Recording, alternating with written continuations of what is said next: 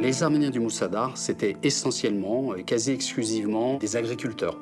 Donc c'est des villageois, des fermiers, des producteurs d'oranges, de mandarines, etc. Ils vivaient de manière assez simple, donc c'était plutôt des villageois qui n'étaient pas du tout aguerris à l'art de la guerre, si vous voulez. C'était pas des soldats. Et ce qui est extraordinaire dans cette histoire, c'est que 4000 villageois ont réussi à tenir en échec toute une armée régulière, avec des armements, des canons, des armements assez lourds. Et ils ont réussi à tenir plus de 50 jours avant que les marins français arrivent et les évacuent à Port Saïd. On est en 1915, donc c'est la Grande Guerre. Le 24 avril 1915, le gouvernement jeune turc de l'époque a décidé de l'élimination totale des Arméniens. Et c'est dans ce contexte-là qu'en Méditerranée orientale, la Marine nationale, à ce moment-là, avait comme mission, premièrement, la protection du canal de Suez, et d'autre part, sa deuxième mission, c'était ensuite le blocus des côtes de Syrie. Traduisez, le blocus de tout ce qui se passait entre le sud de la Turquie actuelle et Port Saïd. Le 24 avril, c'est la date officielle du déclenchement du génocide des Arméniens. La plupart des régions d'Anatolie, notamment, ont été vidées de leur population arménienne pas à pas. La région du Moussadar avait échappé jusqu'au 13 juillet. Mais le 13 juillet, les villageois reçoivent un ordre de déportation ou d'éloignement, comme ils disaient, je crois, à l'époque.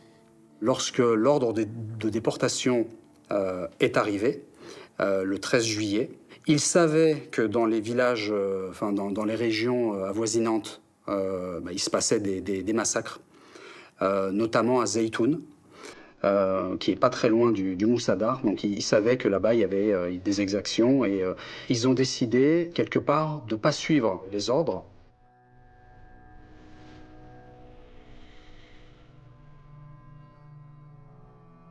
Ils rentrent en résistance et finissent par décider, au cours d'une assemblée, de ne pas accepter cette déportation. Seul un village arménien a accepté cette déportation. Ils ont été déportés, aucun d'entre eux n'est revenu. Ceux qui ont résisté, ce sont 7 villages qui ont décidé de se réfugier sur la montagne, qui culmine à environ 900 mètres au-dessus de leur village. Et il y en a 4000 qui étaient montés donc sur la montagne par des chemins escarpés, avec des vivres, avec des moutons, avec tout ce qu'ils pouvaient emporter pour survivre. Évidemment, ils avaient besoin de sources d'eau, et par chance, dans cette région-là, il y a beaucoup de sources. Donc ils se sont installés dans des camps provisoires. Ils ont 300 fusils qu'ils ont réussi à cacher. Donc ça fait un fusil pour deux combattants. Le 7 août, les gendarmes appellent l'armée régulière turque pour venir déloger les Arméniens. Et ils essayent donc de les déloger, mais là, les Arméniens résistent. Il va y avoir en tout 4 phases, 4 batailles, 4 tentatives de casser la résistance arménienne, et les 4 vont échouer. Le 19 août, c'est une attaque massive qui fait qu'ils vont être en situation d'être submergés dès le lendemain. Et c'est là que j'ai le récit d'une contre-attaque très audacieuse menée par le chef arménien Pierre Dimlakian, qui réunit 30 hommes et a dit, écoutez, voilà, cette nuit, vers 2 heures du matin, on va s'infiltrer autour du campement des troupes ottomanes et à mon signal, on attaquera. On a peu de chances de réussir, mais c'est la dernière chance. Il y a un prêtre qui est à côté, il demande au prêtre de donner la bénédiction en lui disant Père, donne-nous ta bénédiction maintenant parce que demain tu ne nous retrouveras plus. Et ils ont l'idée ingénieuse de parler en plusieurs langues, en français, en anglais. Ils s'échangent des ordres et s'appellent par leur prénom, mais en parlant en français et en anglais.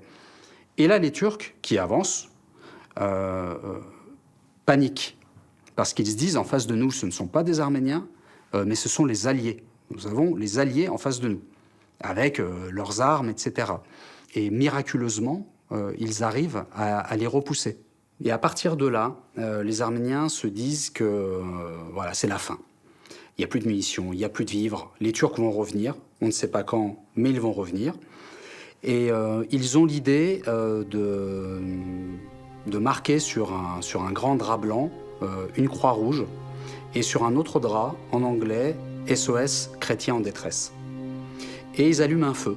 Tous les jours, ils allument un feu pour qu'il y ait de la fumée. Là, la marine française, qui faisait son boulot de surveiller les côtes de Syrie septentrionale, se voit ces signaux. À la date du 5 septembre, dans le journal de bord d'un croiseur qui s'appelle le Guichin, l'officier de quart note, il est 10h20, nous apercevons sur une montagne des indigènes qui font des grands signaux et qui ont un pavillon blanc à croix rouge et qui font apparemment des signaux plutôt amicaux.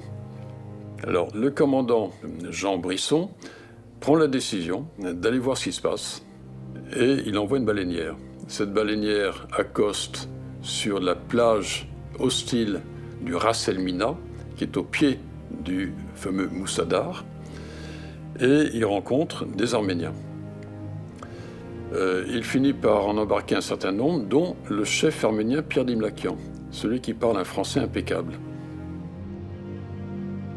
Les Arméniens expliquent à ce moment-là qu'ils sont en train de résister à une armée turque, et ils demandent donc aux marins français d'évacuer femmes, enfants et vieillards et de leur donner des munitions, parce qu'eux veulent rester et se battre.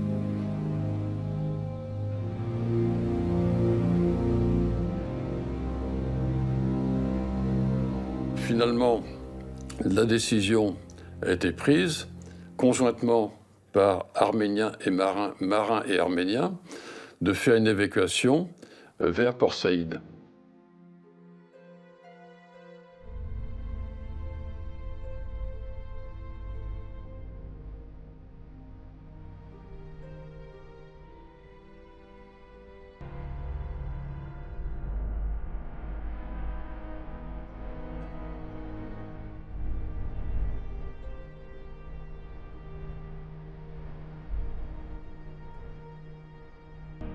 Ici, une photo fort intéressante, c'est la plage du Ras El Mina avec l'ensemble des Arméniens qui vont être embarqués.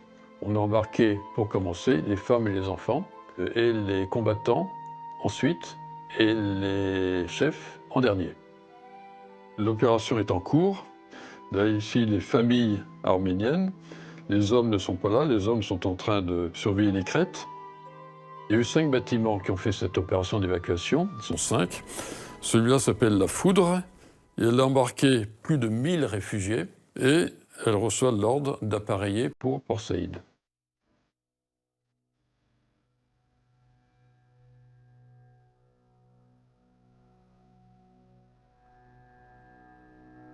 Le dernier croiseur qui est resté sur zone, c'est celui de mon grand-père. Donc c'est celui qui a évacué les derniers, c'était les chefs, plus 300 autres combattants. Et après ça, on va se retrouver à Port Saïd, un beau jour. Et là, mon grand-père, ici, montre le camp des Arméniens, avec toutes ces tentes qui sont comme ça.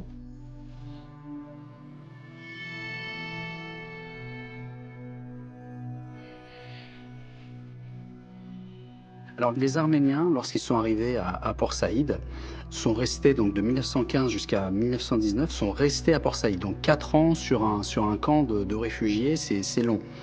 L'amiral Darieux est invité avec ses officiers à visiter le camp des Arméniens.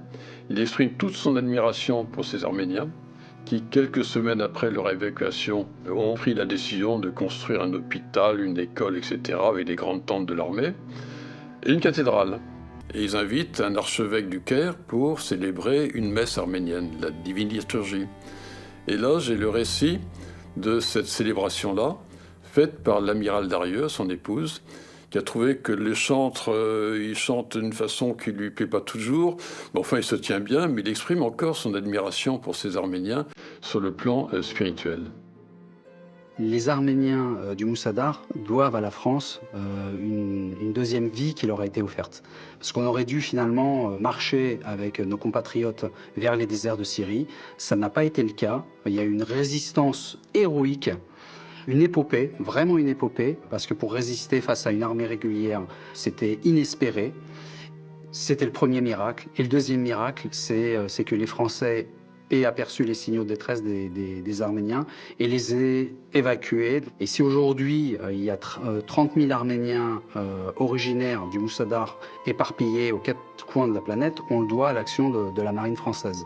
Où chaque officier, chaque marin est sensible aux notions de honneur et patrie, valeur et discipline. Les officiers, ils n'avaient pas l'ordre de sauver les Arméniens, ni de faire quoi que ce soit avec les Arméniens. Ils le font conforme à leur devise. Au moment où il y avait les horreurs de la Grande Guerre, doublées des horreurs de ces déportations,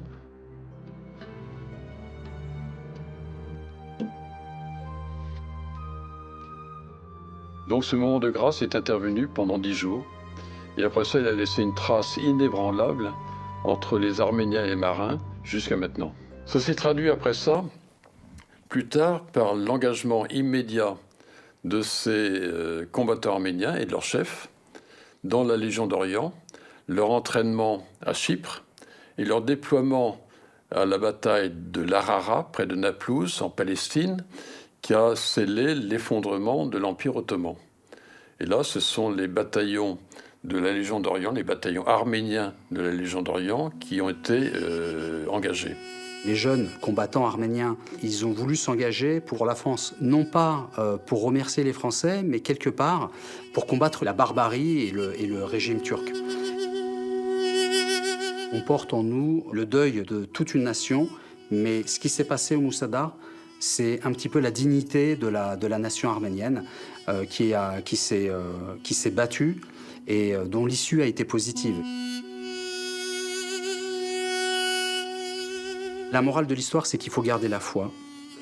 C'est que même dans les moments les plus désespérés, il faut garder l'espoir et en tout cas se battre quoi qu'il arrive.